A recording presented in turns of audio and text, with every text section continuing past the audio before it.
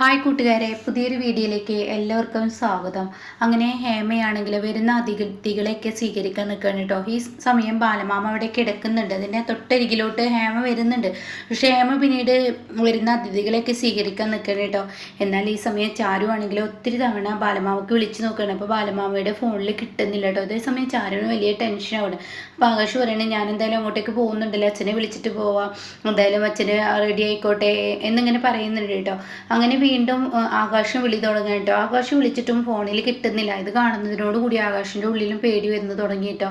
അപ്പോൾ ചാരുവിനോട് പറയണേ, എന്താ അച്ഛൻ ഫോൺ എടുക്കാത്ത? ഒരു പക്ഷേ ഇന്നലെ രാത്രി നേരം വൈകിട്ടായിരിക്കും ഉറങ്ങിയിട്ടുണ്ടാവുക, അതുകൊണ്ട് ഉറങ്ങായിരിക്കും എന്ന് പറയാൻ കേട്ടോ.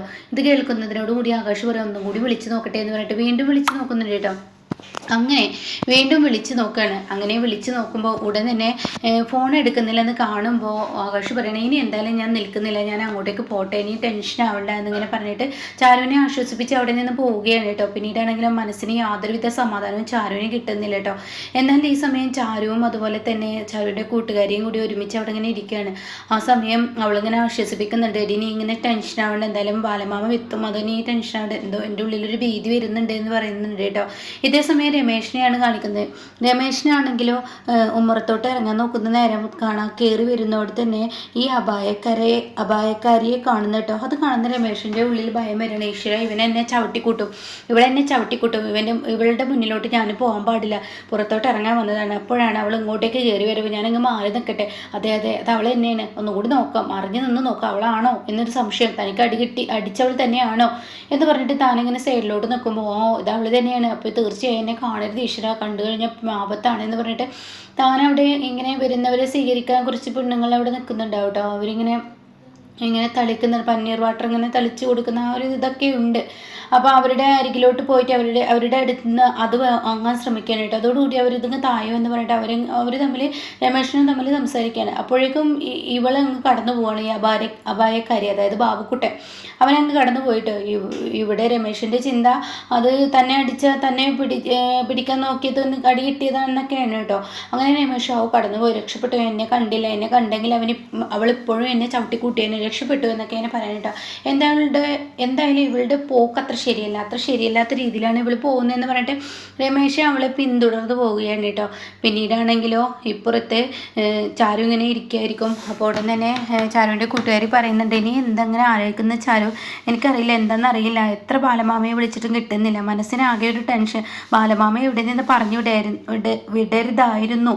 അപ്പോൾ അത് കേട്ടുകൊണ്ട് തന്നെ അങ്ങോട്ടേക്ക് ഗോവിന്ദൻ കടന്നു വരുന്നത് കേട്ടോ. ഗോവിന്ദൻ ചോദിക്കുകയാണ്, എന്താ മോളെ, ബാലനെ വിളിച്ചിട്ട് ഒത്തിരി തവണയെ വിളിച്ചിട്ട് കിട്ടുന്നില്ലല്ലോ, ബാലന് എന്ത് പറ്റി, ബാലനെ വിളിച്ചിട്ട് ഫോൺ എടുക്കുന്നില്ല. അത് കേട്ടോടെ തന്നെ ചാരു പറയണേ, എൻ്റെയും ടെൻഷൻ അത് തന്നെയാണ്, ബാലമാമ എത്ര തവണ ഫോൺ അടിച്ചിട്ട് എടുക്കുന്നില്ല, എന്തായാലും ആകാശേട്ടൻ അങ്ങോട്ടേക്ക് പോയിട്ടുണ്ട്, അക്കച്ചേട്ടൻ അങ്ങോട്ടേക്ക് പോയിട്ടുണ്ടെന്നൊക്കെ പറയാൻ കേട്ടോ. അപ്പോൾ സൗമ്യ പറയണേ, എന്തായാലും വരും, മുഹൂർത്തത്തിൻ്റെ സമയമാകുമ്പോഴത്തേനെ എത്തുമല്ലോ, അപ്പോൾ പിന്നെ ടെൻഷൻ ആവണ്ട എന്നൊക്കെ പറയുമ്പോൾ അങ്ങോട്ടേക്ക് ഹേമ കടന്നു വരികയാണ് കേട്ടോ. അപ്പോൾ ഹേമ ചോദിക്കുകയാണ്, എവിടെ ഇടി നിൻ്റെ ബാലമാഷ്, അങ്ങേരെ എങ്ങോട്ടായിട്ട് നീ പറഞ്ഞു വിട്ടത്, നീ ഇവിടെ നിന്ന് എങ്ങോട്ടേക്കും പറഞ്ഞു വിട്ടോ. അപ്പോൾ അത് കേട്ടുകൊണ്ട് തന്നെ ചാരു ഇങ്ങനെ പേടിച്ചും കൊണ്ട് പറയണേ, അത് പിന്നെ ഇന്നലെ ബാലമാമ ഇവിടെ കിടന്നില്ല, ബാലമാമ വീട്ടിലോട്ട് പോകണമെന്ന് പറഞ്ഞിട്ട് പോയി, അതെന്തിനാടി നീയും നിൻ്റെ ബാലമാമയും കൂടി വിവാഹം മുടക്കാനുള്ള പരിപാടിക്കാണോ? ഞാനുണ്ടല്ലോ, എൻ്റെ സ്വഭാവം കാണണ്ട, ഞാൻ ഭദ്രകാളിയായി മാറും, എൻ്റെ സ്വഭാവം അത്രക്ക് മോശമായി മാറും എന്നൊക്കെയാണ് പറയാൻ കേട്ടോ. ആ സമയം ചാരുവിൻ്റെ കൂട്ടുകാർ പറയണത്, അങ്ങനെയൊന്നും പറയാതെ ചേച്ചി അങ്ങനെയൊന്നും പറയണ്ട, ചേച്ചിയുടെ സ്വഭാവം ഇപ്പോൾ എല്ലാവരും ശ്രദ്ധിക്കും, കാരണം ചേച്ചിയാണല്ലോ ഇവിടുത്തെ എല്ലാവരെയും സ്വീകരിക്കേണ്ട അതിഥി, അപ്പോൾ അതുകൊണ്ട് തന്നെ അതിഥികളെ സ്വീകരിച്ചോളൂ, ബാലമാമ എന്തായാലും ഇങ്ങോട്ടേക്ക് എത്തും എന്നൊക്കെ പറയാം കേട്ടോ. ഇതേ സമയം ഹേമക്ക് ദേഷ്യം പിടിച്ചിട്ട് പറയണത്, മുഹൂർത്ത സമയത്ത് കല്യാണം മുടക്കാൻ വേണ്ടി നീയും നിൻ്റെ ബാലമാമ എന്തെങ്കിലും കരുതുകയാണെങ്കിൽ ഇത് നിങ്ങളുടെ അവസാനമായിരിക്കും എന്നിങ്ങനെ പറഞ്ഞിട്ട് ഹേമ അവിടെ നിന്ന് പോവുകയാണ് കേട്ടോ. ഇതേ സമയം ചാരുവാണെങ്കിൽ ഈശ്വരൻ എന്ത് പറ്റിയിട്ടുണ്ടാവും ബാലമാമയ്ക്ക് എന്ന ആ ഒരു ടെൻഷനിലാണ് കേട്ടോ. എന്നാൽ ഇപ്പുറത്ത് ഹേമ നേരെ പോകുന്നത് ഷേയുടെ അടുത്തോട്ടായിരിക്കും. ഷേ അണിഞ്ഞൊരുങ്ങി മൊത്തത്തിൽ നല്ല അടിപൊളി ലുക്കായിട്ടുണ്ടാവും കേട്ടോ. ഷേക്കാണെങ്കിലോ അതീവ മനസ്സുഖമാണ് മനസ്സിൽ കിട്ടുന്നത്, കാരണം ഇപ്പുറത്തെ തൻ്റെ ആ വിവാഹം നടക്കുന്നുള്ള ഉറപ്പ് ഷേക്ക് കിട്ടിയിട്ടുണ്ടല്ലോ. കാരണം ബാലമാമയെ അവിടെ കിടന്ന് കെട്ടിയിട്ട് ഇനിയിപ്പോൾ അടുത്ത ആരെങ്കിലും തട്ടിക്കൊണ്ട് ഭീഷണിപ്പെടുത്തി ബാലമാമയെ കൊണ്ട് തൻ്റെ കഴുത്തിൽ താലി എടുപ്പിച്ച് അതുപോലെ അരവിന്ദനെ കൊണ്ട് കെട്ടിപ്പിക്കാനുള്ള ഒരു പരിപാടിയാണല്ലോ, അങ്ങനെയാണല്ലോ നടത്താൻ ഉദ്ദേശിക്കുന്നത്. അങ്ങനെ ഈ സമയം ഇപ്പുറത്താണെങ്കിലോ കുഞ്ഞുമോളും കുഞ്ഞുമോളുടെ മകളും കൂടി അവിടെ ഇരിക്കുന്നുണ്ടാവും കേട്ടോ. അപ്പോൾ ഈ സമയം ഹേമ അങ്ങോട്ടേക്ക് കടന്നു വരണത്. എന്നിട്ട് ഹേമ ചോദിക്കുകയാണത്, കുഞ്ഞുമോളെ എവിടെയാണ് നിൻ്റെ ഭർത്താവ് ശാന്തപ്പൻ? അവനെ കാണാനൊന്നുമില്ലല്ലോ, അത് അവിടെ എവിടെയെങ്കിലും ഉണ്ടാവും. അപ്പോൾ തൻ്റെ മുഖത്തൊരു പരിഭ്രാന്തി ഉണ്ട് കേട്ടോ. അപ്പോൾ ഇതേ സമയം എന്താ ഞാൻ ചോദിച്ചതിന് മറുപടി പറഞ്ഞില്ലേ, അവനാണ് ഇവളെ ദത്തെടുത്തിരിക്കുന്നത്, എൻ്റെ പൊന്നുവിനെ ദത്തെടുക്കുന്നത് അവനാണല്ലോ. അപ്പോൾ മകളുടെ വിവാഹം നടത്തേണ്ടത് അവനാണല്ലോ. അപ്പോൾ അവനെവിടെ പോയി? അവിടെ എവിടെയെങ്കിലും ഉണ്ടെങ്കിൽ വിളിച്ചു കൊണ്ടുപോവാ. കാരണം ഷേ ദത്തെടുത്തിരിക്കുന്നത് ഈ കുഞ്ഞുമോൾക്ക് അറിയാലോ ശാന്തപ്പനെയാണല്ലോ. അപ്പോൾ ശാന്തപ്പനാണല്ലോ ഇപ്പോൾ ഷേയുടെ അച്ഛൻ. അപ്പോൾ അതുകൊണ്ട് തന്നെ ശാന്തപ്പൻ ഈ കല്യാണ സമയത്ത് ഉണ്ടാവണം, പിന്നെ അവനെ തിരക്കി ഓടേണ്ട അവസ്ഥ വരരുത് എന്നൊക്കെ പറയാൻ കേട്ടോ. അപ്പോൾ ഇത് കേൾക്കുന്നതിനോട് കൂടിയിട്ട് തൻ്റെ മകളുടെ മുഖത്തോട്ട് നോക്കുന്നുണ്ട്. രണ്ടാളുടെ മുഖം ഒരു പരിഭ്രാന്തി ഉണ്ട് കേട്ടോ. അതും പറഞ്ഞ് ഹേമ അവിടെ നിന്ന് പോവാണ്. എന്നാൽ ഇതൊന്നും ശ്രദ്ധിക്കാതെ ഷേ അണിഞ്ഞൊരുങ്ങിക്കൊണ്ടിരിക്കുകയാണ് കേട്ടോ. ഷേക്ക് അതൊന്നും ഒരു വിഷയമല്ല. ഇതേ സമയം ഇപ്പുറത്താണെങ്കിൽ കുഞ്ഞുമോൾ പറയുന്നുണ്ട്, എടി നിൻ്റെ അച്ഛനെവിടെ? എനിക്കറിയില്ല, എന്നാൽ അങ്ങനെ പോയി തെരഞ്ഞു പിടിക്കുക, അല്ലെങ്കിൽ ഇനിയിപ്പോൾ അതിൻ്റെ പേരിൽ അവിടെ ഒരു വിഷയം നടക്കാൻ പോകുന്നത്. ഇനി നിൻ്റെ അച്ഛനെ എവിടെയെങ്കിലും പോയി തെരഞ്ഞു പിടിച്ചോ, അയാൾ കുടിച്ചുകൊണ്ട് ഈ ലെക്ക് കെട്ട് എവിടെയെങ്കിലും കിടക്കുന്നുണ്ടാവും എന്നിങ്ങനെ കുഞ്ഞുമോൾ പറയുന്നുണ്ട് കേട്ടോ.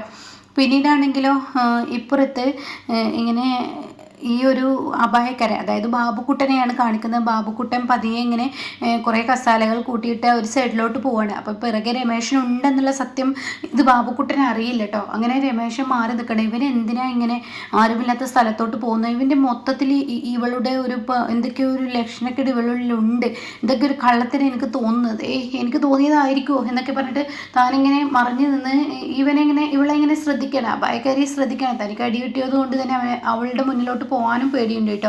എന്നാൽ ബാബുക്കുട്ടനാണെങ്കിൽ തൻ്റെ ഫോൺ എടുത്തിട്ട് മാഡത്തിനെ എങ്ങനെ കാണാൻ പറ്റും ഈ ഒരു അപായ വേഷത്തിൽ? ഇനി ഇങ്ങനെ പോയി കഴിഞ്ഞാൽ അത് തുടർച്ചയായ ആരെങ്കിലും എന്നെ പിടിക്കും, അപ്പോൾ അത് ഒഴിവാക്കണം, അപ്പോൾ അതിനെന്താ മാർഗം എന്നൊക്കെ ഇങ്ങനെ പറഞ്ഞ് താൻ തന്നെ സ്വന്തം ഇങ്ങനെ ചിന്തിച്ചും കൊണ്ടിരിക്കുകയാണ് കേട്ടോ. ആ സമയം കാണാം ഇങ്ങനെ രമേശൻ ഇങ്ങനെ നോക്കുകയാണ്. അപ്പോൾ ഒരുപാട് തവണ ഷേക്ക് ഫോൺ വിളിക്കണം, പക്ഷേ ആ ഫോൺ എടുക്കുന്നില്ല. ഷേ ആണെങ്കിലോ മേക്കപ്പിലായിരിക്കും കേട്ടോ. അങ്ങനെ തുടരെ അടിക്കുമ്പോൾ ഇവനാണെങ്കിലോ തൻ്റെ മുഖത്തിട്ട് മുണ്ട് അത് ഭയങ്കര ശല്യമായി മാറുന്നുണ്ട്. ചൂട് കൊണ്ട് സഹിക്കുന്നില്ലല്ലോ എന്ന് പറഞ്ഞിട്ട് തൻ്റെ മുഖത്തുള്ള ആ മുണ്ട് അങ്ങ് മാറ്റുകയാണ് കേട്ടോ. ഇത് രമേശിനെ അങ്ങ് കാണാണ്.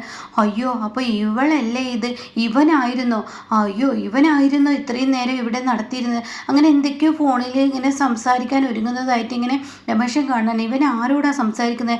ഇവൻ ഇവിടെ വന്നിട്ടുണ്ടെങ്കിൽ തീർച്ചയായും ഒരു പെണ്ണിൻ്റെ വേഷത്തിൽ വന്ന് ഒരാളെടുത്ത് ഇങ്ങനെ ഒരു പരിപാടി ചെയ്യുന്നുണ്ടെങ്കിൽ ഇതിനർത്ഥം ഇവിടെ എന്തോ ഒന്ന് ചെയ്യാൻ ഉദ്ദേശിക്കുന്നു എന്നാണ് അതിനർത്ഥം. എന്തായാലും ഇവൻ എന്താ ചെയ്യുന്നതെന്ന് നോക്കട്ടെ, ആരോടാ സംസാരിക്കുന്നത് നോക്കട്ടെ എന്ന് പറഞ്ഞിട്ട് താൻ മറിഞ്ഞു നിന്നിങ്ങനെ കേൾക്കുകയാണ് കേട്ടോ.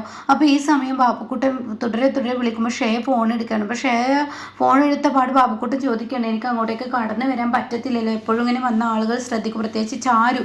അപ്പോൾ അതുകൊണ്ട് തന്നെ ചാരുവിൻ്റെ മുന്നിലോട്ട് വരാതെ ഞാനിവിടെയും കതിർമണ്ഡപത്തിൽ തന്നെയുണ്ട്, ഞാൻ എന്താ വേണ്ടത്, ഇനി എന്താ ചെയ്യേണ്ടത് എന്ന് ചോദിക്കുകയാണ്. ഞാൻ ഇന്നലെ പറഞ്ഞില്ലേ, പിന്നെ എന്തിനാ ഇനി പറയേണ്ട ആവശ്യമെന്ന് ശ്രേയ ഇവനോട് പറയുന്നുണ്ട് കേട്ടോ. അപ്പോഴും രമേശ് എന്താ ഇവർ പറയുന്നതെന്ന് ഇങ്ങനെ പറഞ്ഞിട്ട് ഇങ്ങനെ ശ്രദ്ധിക്കുന്നുണ്ട് കേട്ടോ. അങ്ങനെ ഈ സമയം ബാബുക്കുട്ടൻ പറയാണ്, അല്ല മേഡം ഞാനൊരു കാര്യം പറയട്ടെ, ഇനിയിപ്പോൾ ബാലമാമയെ ഞാനങ്ങ് ഉണർത്തിയാൽ മതിയല്ലോ, അതോടുകൂടി പ്രശ്നത്തിൻ്റെ ഒരു പരിഹാരമാവുമല്ലോ എന്നിങ്ങനെ പറഞ്ഞ ഉടൻ തന്നെ അയാളോട് എല്ലാ സത്യങ്ങളും തുറന്നു പറയാൻ, നിങ്ങളെ തട്ടിക്കൊണ്ടുപോയതും ഇതൊക്കെ ഞാനാണ് ചെയ്തതെന്നും അതുപോലെ ശ്രേയ മേഡം പറഞ്ഞിട്ടാണ്. ഇതേ എൻ്റെ സ്വഭാവം നീ ശരിക്കറിഞ്ഞിട്ടില്ല, നിന്നെ ഞാനുണ്ടല്ലോ, ഇപ്പോൾ നീ നിൽക്കുന്ന നിൽപ്പിൽ നിന്നെ അവിടെ നിന്ന് മാറ്റാൻ എനിക്കറിയാം. ഇപ്പോൾ ഓരോരുത്തർക്ക് കൊടുക്കുന്ന ശിക്ഷ നീ കണ്ടില്ലേ? അയ്യോ മേഡം ഞാനൊരു തമാശക്ക് പറഞ്ഞ, തമാശ എന്നിൽ വേണ്ട എന്ന് ശ്രേയ പറയാൻ കേട്ടോ. അപ്പോൾ ഈ സമയം ബാബുക്കുട്ടൻ പറയാണ്, മേഡം ഞാൻ എന്താ ചെയ്യേണ്ടത്? ആകാശാണെങ്കിൽ അവൻ്റെ അച്ഛനെ തിരക്കി അവൻ്റെ വീട്ടിലോട്ട് പോകുന്നത് ഞാൻ കണ്ടു. അവന് പോട്ടെ, അവൻ്റെ അച്ഛനെ കുറച്ച് നേരം തിരക്കട്ടെ, ഒന്ന് നെട്ടോട്ടമോടത്തെ, അവനും അവളും കുറച്ച് ഉരുകട്ടെ, അതുതന്നെയാണ് വേണ്ടത്. ബാക്കിയൊക്കെ ഇന്നലെ പറഞ്ഞ പോലെ എന്ന് പറയാൻ കേട്ടോ. ഇതേ സമയം രമേശിനാണെങ്കിലോ യാതൊരുവിധ സമാധാനം കിട്ടുന്നില്ല. ഈശ്വര, ഇനി എന്തായാലും ബാക്കി എല്ലാ വിവരങ്ങളും അറിയിച്ചേ പറ്റുള്ളൂ. ഇവളെന്ന് പറഞ്ഞിട്ട് ഇവനാണ് ഇവിടെ കയറിയിരിക്കുന്നതെന്ന്, ഈ വിവാഹം മുടക്കാനും അതുപോലെ ബാബുക്കുട്ടനാണെന്നുള്ള സത്യം എല്ലാവരെയും അറിയിക്കണമെന്ന് പറഞ്ഞിട്ട് ഓട്ടം കേട്ടോ. ചെന്ന് പെടുന്നത് ചാരുവിൻ്റെ മുന്നിലോട്ടാണ്. അപ്പോൾ ചാരു ചോദിക്കുക, എന്താ രമേശേട്ടാ? രമേശേട്ടൻ്റെ മുഖത്തൊരു കള്ളത്തരം. അത് കേട്ടോടെ തന്നെ ചാരുവിൻ്റെ കൂട്ടുകാർ പറയണ, ഇയാളുടെ മുഖത്ത് എന്നും കള്ളത്തരാണല്ലോ, കാരണം ഇയാളെ കള്ളത്തരല്ലേ ചെയ്യത്തുള്ളൂ. അല്ല, എനിക്കൊരു പ്രധാനപ്പെട്ട കാര്യം പറയാനുണ്ട്, ഈ മണ്ഡപത്തിൽ ഒരു കാര്യപ്പെട്ട കാര്യം നടക്കുന്നുണ്ട്. അത് കേൾക്കുന്ന ചാരു ചോദിക്കുക, എന്തെന്ന് ചോദിക്കാൻ കേട്ടോ. ഞാൻ പറയാമെന്ന് പറയണേ. എന്താ പറയൂ രമേശേട്ടാ, എന്നോട് പറയൂ, എന്താ ഇവിടെ നടക്കുന്നത്, ഞാൻ പറഞ്ഞു തരാമെന്ന് പറഞ്ഞിട്ട് പറയാൻ ഒരുങ്ങണം കേട്ടോ. അപ്പോൾ ഇങ്ങനെയൊക്കെയുള്ള ഒരു എപ്പിസോഡാണ് വരുന്നത്. അപ്പോൾ എന്തായാലും ബാബുക്കുട്ടൻ ഒരു പെണ്ണല്ല, അതായത് പെൺവേഷത്തിൽ വന്നിരിക്കുന്ന ബാബുക്കുട്ടനാണെന്നുള്ള സത്യം ഇനി എല്ലാവർക്കും മുന്നേ തെളിയിക്കാൻ പോവുകയാണ് കേട്ടോ.